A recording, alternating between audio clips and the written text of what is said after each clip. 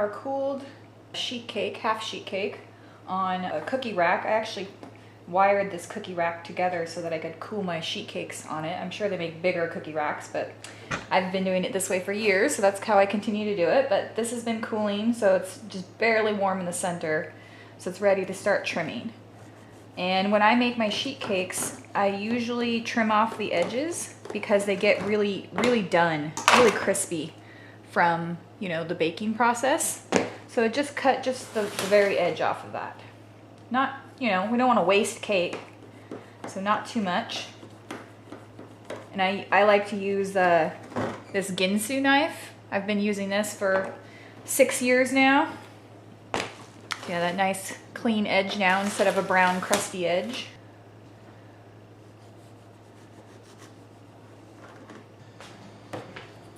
Now you could put a half sheet cardboard on top of this and then, you know, ice it seamlessly, but for what I'm actually doing right now, these are going to be tasting cakes. So I'm just taking my Wilton cardboard here and putting that on top because these are just going to go straight into the box. Flip it over.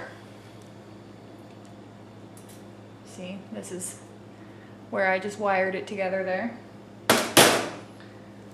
Just kind of center this on the board.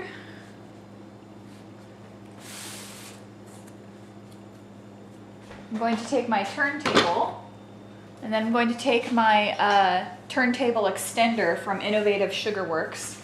This just pops right onto the turntable. And the reason I like this is because it doesn't move around. So if you were to use a cutting board and put it on top, it still could potentially move around, but this just fits right on there and it's kind of genius. So now this is all trimmed down. Looks very nice. Trim off any edges you might have missed.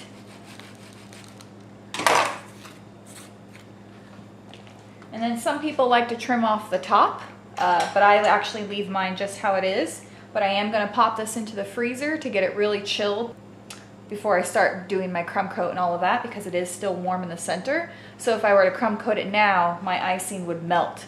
And that's not what we want. And I also want to be able to split this in half so that I can put a filling in it. So I want it to get real firm in the freezer so that I can trim it up and put a filling in it without any problems of it breaking or, you know, falling apart. And by the way, this recipe for my vanilla cake is on my website, artisancakecompany.com/recipes. Okay, so our cake is all chilled in the freezer. And I'm just going to run my knife just about an inch in all the way around.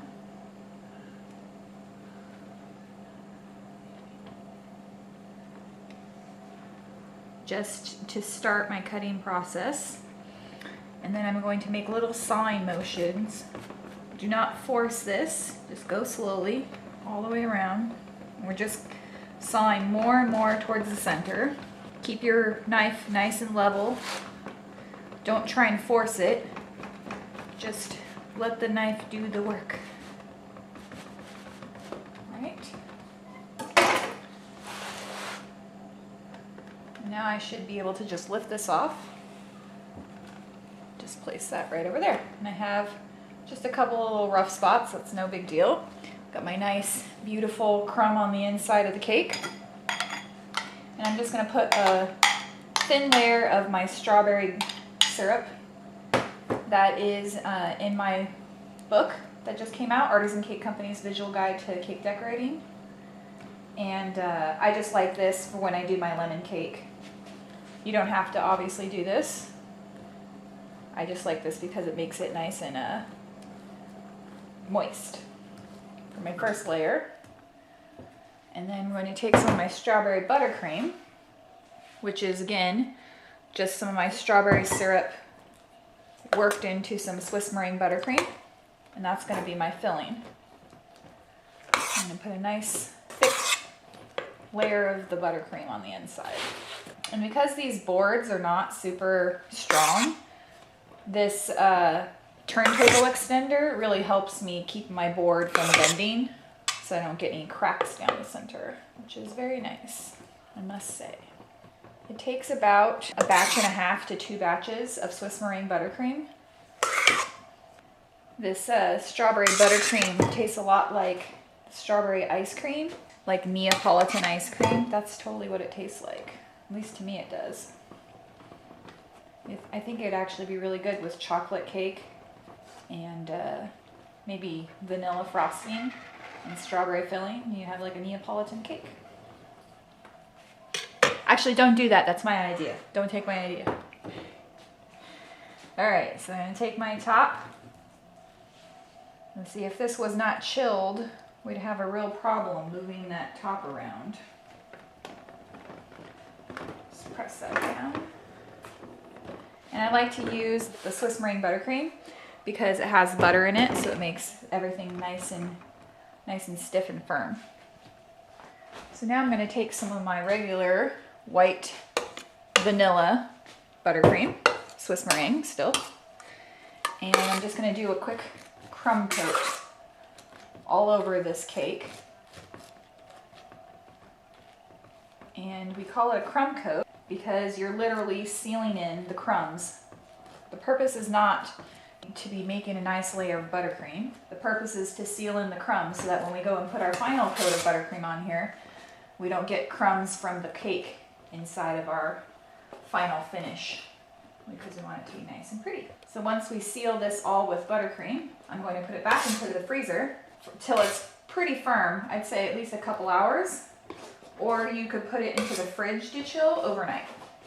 It's a nice thin layer of buttercream, and into the freezer we go.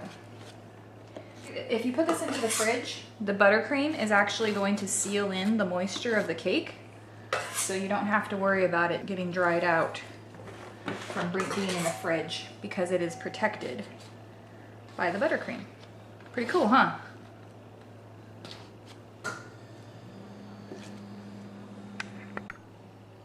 Okay, phase 2. We're going to coat our large cutting board in a layer of shortening. And we're going to take our parchment. Nice long piece of parchment.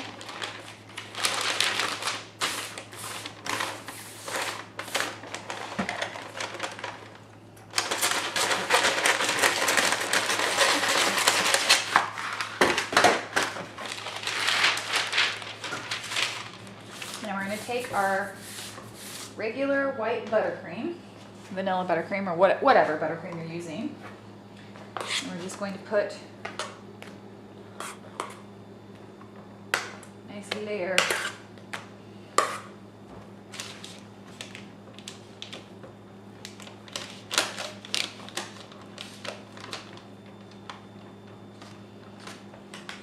I'm not a very good buttercream person, decorator. And buttercream is definitely my weakness. So obviously, you know, a lot of people, they can do this without these cheats.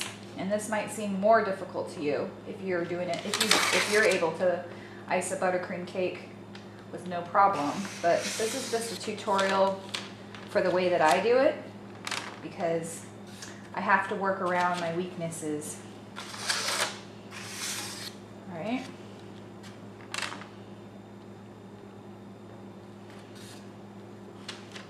And then I'm actually going to just build up these corners just a tad, because remember this was a rounded cake. So this will just make it a little bit flatter on top. And because our cake is pretty darn chilled, it's going to set up really fast. So build up all the edges. Don't worry if it's perfect or not. And then grab onto this with holding the edges of the paper so it doesn't flip off. So you got your hands holding the paper on both sides. And we're going to just quickly put this right on top. So it seems kind of scary, but it should be okay. I'm just going to press this down. Wiggle it. Give it a little wiggle. Just look down, make sure that basically you want the buttercream to start squishing out,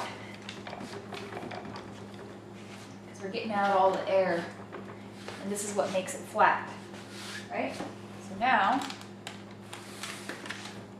with one hand underneath the sheet cake and one hand on top, 1, 2, 3, up and flip over. I know that seems very scary, but because everything's chilled, you know, it's fine. It's not, I mean, it's sandwiched between two boards, so it's not going to fly off. I'm just going to peel off my board. It's a little stuck on. I've got a spot that's sticking, so I'm just using a knife to just kind of cut the cake away from the board. So don't do this. Put parchment between the board and the cake because we want it to come off before we're done decorating. And then we'll put the board back on. So I'm sorry, I forgot that part. Just going to pull this way, just a tad, so that I have enough space around the whole cake.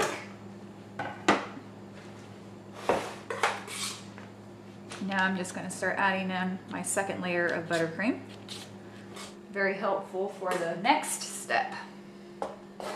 By the way, I do my square cakes exactly the same way. Go figure, huh? They're just usually not this big. So next we're going to use something called a Fat Girl bench scraper. This thing is awesome for helping you to get really straight lines around your cakes. So we take our bench scraper and we're just going to hold it kind of at a 45-degree angle and slowly, just straight up and down. It's just resting right on top of the cutting board. And it basically makes a nice straight. It's always best to start at the corner and then work your way back towards the center. Just keep on shaving off little by little. You can always build your corners up if you need to. So when it looks okay, like this is about smoothed out to the okay stage, I'm going to toss this back into the freezer for probably 20 minutes or so, just to get the outside buttercream to chill up even harder so that I can really work on getting my corners super sharp. Just going to make sure that I build those up. And when cold buttercream is a little bit easier to scrape down. It's a little bit warm in my kitchen, so I'm going to put this back in the freezer for about 10-20 minutes. Okay, back on the board. Let's see if I can line it up where it was before. These boards are seriously so flimsy. Not my favorite. Again, sandwich between your hands. 1, 2, 3, flip. So off comes the cutting board. And then we peel off our parchment. We have a nice flat top. Much flatter than what I would be able to do without the parchment.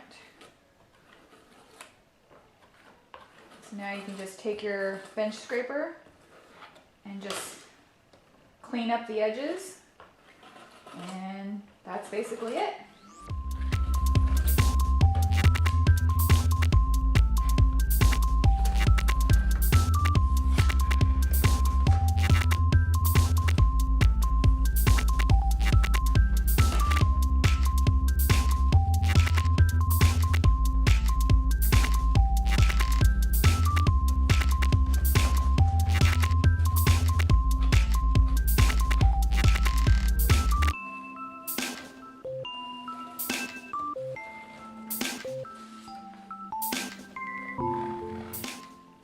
Once you have your corners about finished, and you feel like they're almost smooth, just turn your smoother bench scraper horizontally to finish smoothing the corners.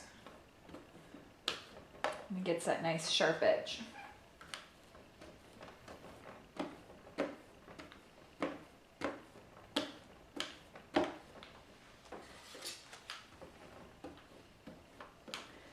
couple little spots on the top that have some wrinkles and some pits. So I'm just going to put like a very, very thin layer of buttercream over the top.